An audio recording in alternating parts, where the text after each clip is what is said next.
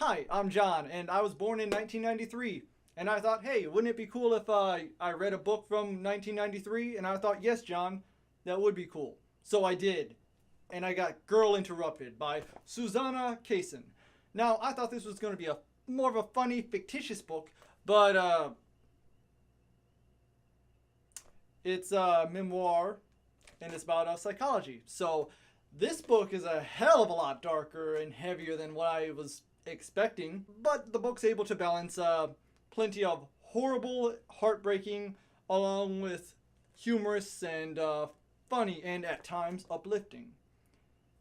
There are heavy parts. I don't want to mislead you on that one. There are very heavy parts when it comes to this story, especially in the fire chapter. That was heartbreaking. But there are also plenty of funny things about it. Lisa in particular, which is not the main character, but more of the, she's a designated sociopath, if that gives you an idea. Imagine a harmless Joker. Well, not harmless, but imagine a less harmful Joker. Gets up to a lot of shenanigans and is ultimately harmless. So that's Lisa. So the characters have a very dynamic and real way of speaking, because I assume this is pretty much verbatim snippets of their dialogue that the author remembers, or perhaps she wrote them down at the time. And those feel very real and very funny. Also very thick and very heavy. Thick. Heartbreaking and heavy. That's what I'm getting at. The author was diagnosed after a 10-15 minute interview with her doctor, so you know that there's some very hard-hitting, ground-shattering research done in those 10-15 minutes to recommend her treatment in a psychiatric ward.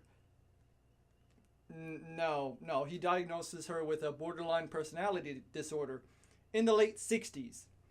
So let's just say the author has a bit of a problem with that now.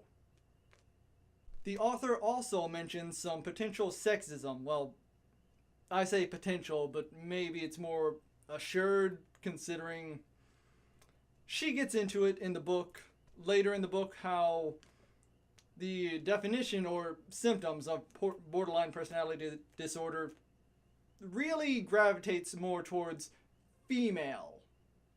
Just these symptoms are heavily present in females. This book was a lot heavier than what I thought for this tag, but it's a powerful one, and it is funny. It handles the shifting tone beautifully.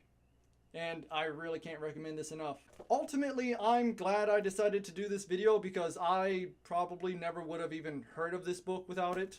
So that's kind of that was the point of me doing this video, of making this tag challenge.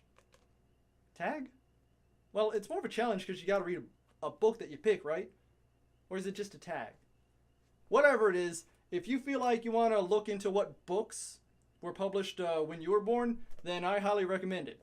But if you're gonna do it, then pick one that you would never have picked before. Or, well, one that sounds interesting, but one that you probably would not have stumbled upon without doing the video. Okay? Okay, bye.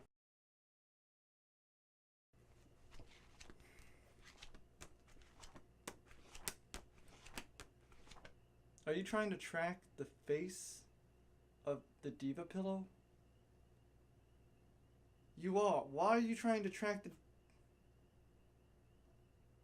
Are you trying to track the half face? No?